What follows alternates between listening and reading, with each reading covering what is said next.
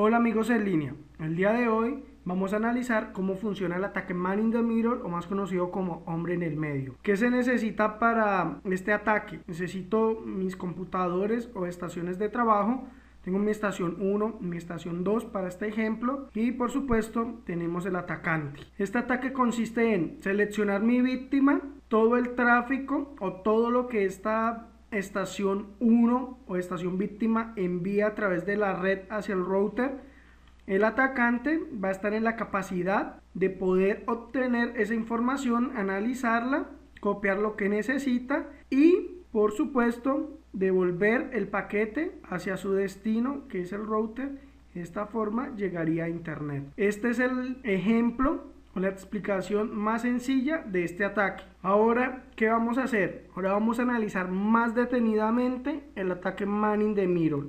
Este ataque se hace por medio de un ARP spoofing y se hace también un sniffing. El ARP spoofing es suplantar una identidad y el sniffing es poder interceptar todo el tráfico que se genere de mi estación víctima hacia el router y es capturado obviamente por el atacante. ¿Qué obtiene cada router y cada estación víctima? Tiene su IP y su MAC correspondiente. La IP del router es 1.1.1.1 y la MAC termina en 01. La estación víctima tiene una IP 1.1.1.2 y una MAC o dirección física que termina en 2. El ataque Man in the Middle trabaja sobre el protocolo ARP y por eso se le llama un ataque de ARP spoofing.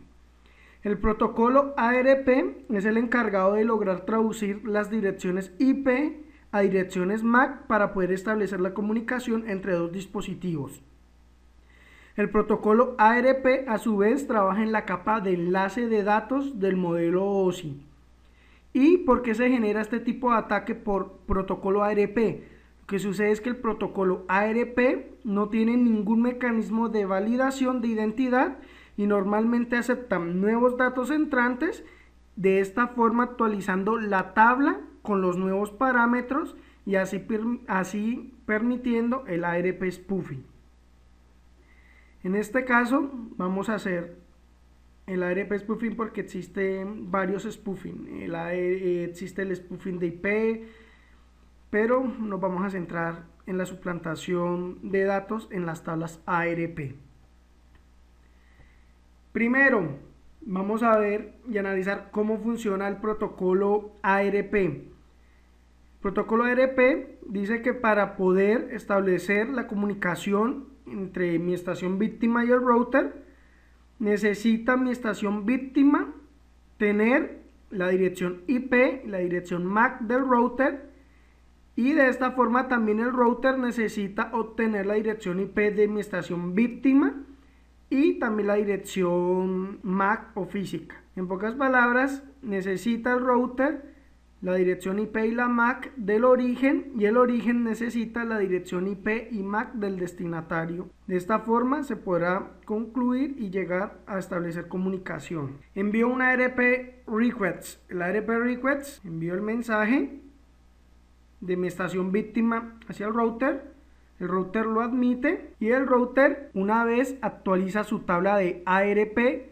y le dice, bueno, esta persona va a establecer comunicación conmigo, él tiene una dirección IP 1.1.1.2 y una dirección MAC que termina en 02. De esta forma, obteniendo ya estos datos, el router procede a enviar un ARP replay, que es como la respuesta. La estación víctima recibe la respuesta, dice, bueno, la IP de la persona que le voy a enviar el mensaje o con la cual quiero establecer comunicación es 1.1.1.1 y tiene una dirección MAC o física terminada en 01. Solo haciendo este procedimiento o este proceso de una ARP request y una ARP replay se puede obtener la comunicación entre estos dos dispositivos.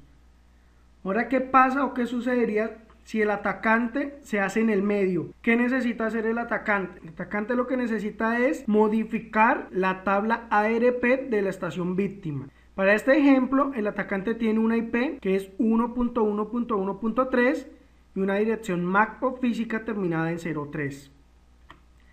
El atacante tiene una tabla ARP, que yo llamé ARP atacante. ¿Qué contiene esta tabla? Esta tabla contiene la IP del router o de mi host y contiene la MAC, la IP. También, acá la mostramos, estos datos del router. También contiene los datos de la estación víctima, la IP y la MAC. ¿Qué va a hacer el atacante? El atacante lo que va a hacer es enviar una ARP replay con el siguiente contenido. Esto lo que va a hacer es enviar estos datos para que se modifique la tabla de ARP de la víctima. ¿Qué contiene esta ARP replay? Contiene un origen que es el desde y el destino es el hasta. Entonces el origen va desde la víctima, que tiene una dirección MAC o física terminada en 03, y acá es donde está el ARP spoofing. Lo que tiene es la IP, pero del router, que recuerden que la IP del atacante es 3 y de la víctima es 2. Entonces lo que contiene este ARP replay es la MAC del atacante, pero se está camuflando en la IP del router. Básicamente se va a hacer pasar por el router y envía este ARP replay hacia la víctima. Acá vemos cómo envía el mensaje de ARP replay hacia la víctima. La víctima lo abre y bingo, está la tabla ARP de la estación víctima. En este momento ella contiene los datos correctos del router, tiene la IP 1.1.1.1 y tiene su MAC terminada en 01. ¿Qué pasa cuando el atacante envía el ARP replay?